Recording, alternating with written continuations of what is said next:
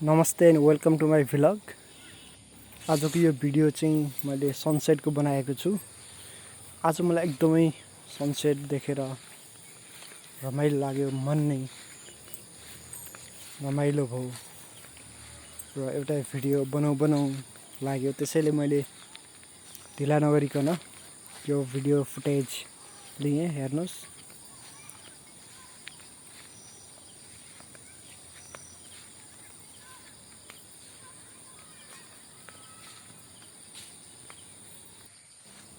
हाम्रो जिन्दगी पनि एउटा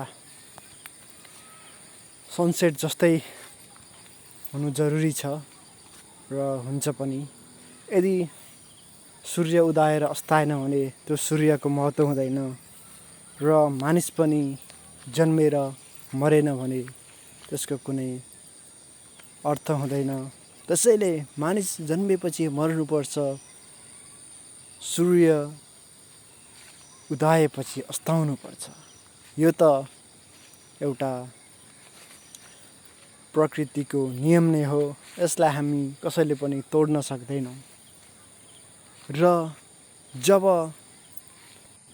सूर्योदय हुन्छ, सबै मानिस लगायत सम्पूर्ण जीवहरूमा एउटा उत्साह हुन्छ, एउटा ऊर्जा आउँछ, जसले गर्दाखेरि ऊ दिनभर आफूलाई एकदम सन्तुलित राख्न सक्छ। त्यसै गरी सूर्य अस्ताउनु पनि एउटा अत्यन्तै राम्रो कुरा हो, किनकि दिउँसभरि सबै प्राणीहरू एकदमै रमाइरहेका हुन्छन् र उसलाई आरामको जरुरी हुन्छ।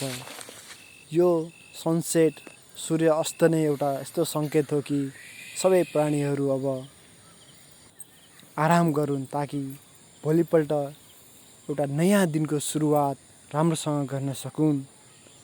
यो नै एउटा सनराइज र सनसेटको एउटा महत्त्व हो। यो दृश्य जति हेरे पनि हेरिरहँ जस्तो लाग्छ, किनकि हेर्नुहोस् त, त्यहाँ बादल छ, त्यहाँ सूर्यका किरणहरू छन्।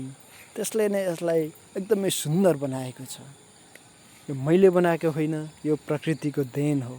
यसलाई हामीले राम्रोसँग सदुपयोग गर्नुपर्छ र यसबाट जति पनि हामीले फाइदाहरू लिइरहेको छौँ त्यसको लागि हामी यस प्रकृतिलाई धन्यवाद दिनुपर्छ, ताकि जहिले पनि हामीले यसबाट फाइदा लिन सकौँ। हाम्रो जीवन पनि हामीले यसरी नै शान्त र रमणीय बनाउनु पर्छ। यदि मानिस शान्त छ भने त्यो जहिले पनि सक्सेस नै हुन्छ र आफूमा एउटा पिस डेभलप गर्न सक्छ।